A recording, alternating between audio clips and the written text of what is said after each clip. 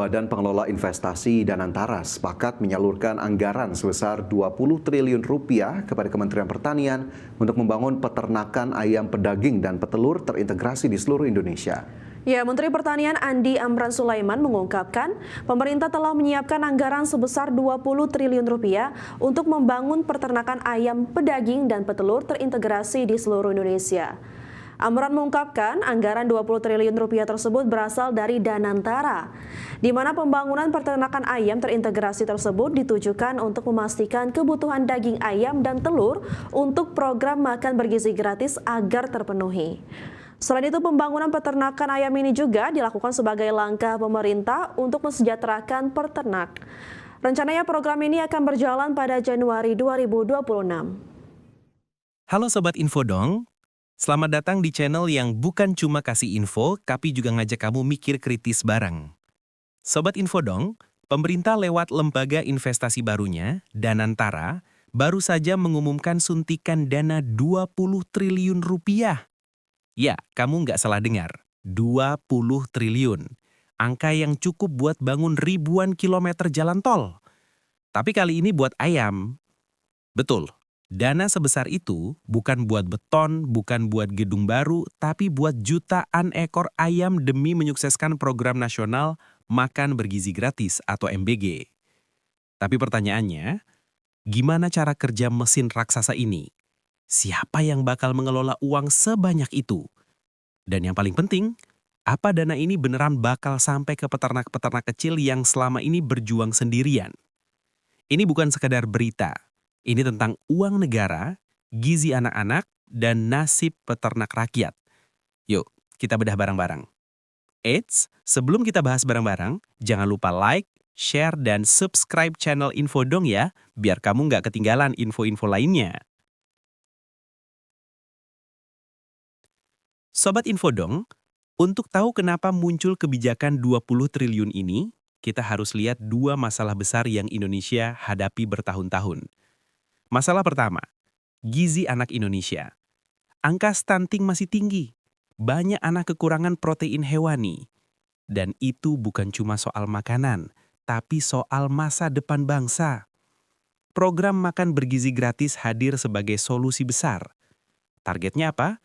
Puluhan juta anak sekolah dapat makanan hewani terjangkau, bahkan gratis. Dan apa bahan pangan paling logis buat itu?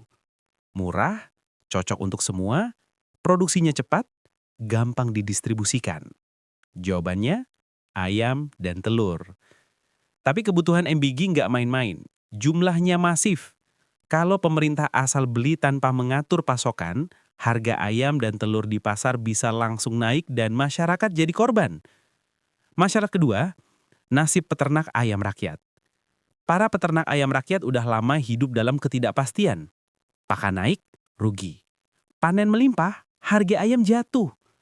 Tengkulak kuat, peternak ditekan. Modal sulit, usaha nggak berkembang. Banyak yang akhirnya menyerah dan gulung tikar. Padahal mereka adalah garda terdepan pangan hewani kita. Disinilah pemerintah melihat peluang besar, dua masalah bisa diselesaikan sekaligus. MBG butuh ayam dalam jumlah raksasa, peternak butuh pasar yang pasti. Maka lahirlah kebijakan investasi 20 triliun lewat Danantara.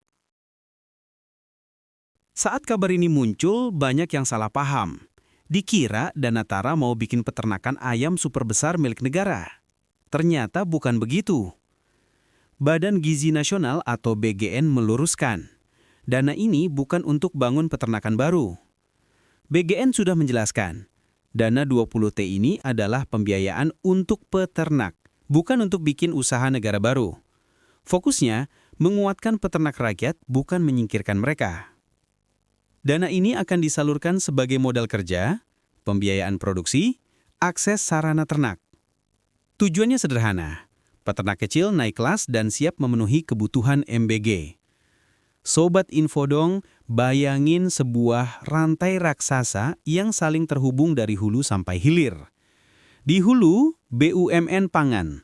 BUMN akan ditugaskan menyediakan DOC atau bibit ayam unggul, pakan berkualitas dengan harga stabil, vaksin dan obat, kandang modern untuk peternakan mitra.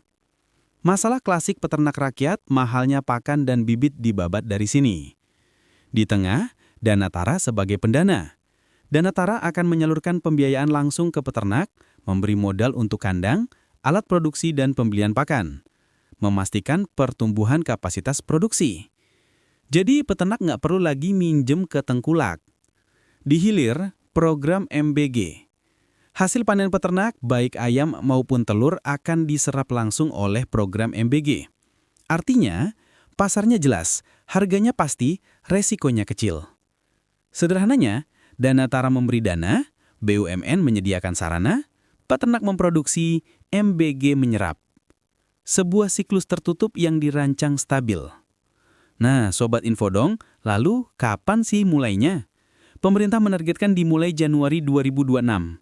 Saat ini masih tahap perancangan detail, evaluasi, dan pembahasan dengan DPR. Bahkan TNI dan Kementerian Koperasi disebut bakal ikut menyediakan lahan kosong, mempercepat sertifikasi kebersihan pangan, dan memperkuat logistik rantai dingin. Ini bukan proyek biasa, ini ekosistem nasional. Sobat Infodong, biar lebih hidup, mari kita bayangkan contoh nyata. Pak Budi, peternak kecil dari Jawa Tengah. Selama 10 tahun, dia sering rugi karena harga pakan naik. Panen melimpah, harga telur drop, rugi lagi. Nggak punya modal, ngutang ke tengkulak. Utang bikin dia terjebak bertahun-tahun. Dia ingin menyekolahkan anak sampai kuliah, tapi penghasilannya nggak pernah stabil. Sekarang, bayangkan Pak Budi bergabung dalam program baru ini. Ia dapat modal berbunga ringan.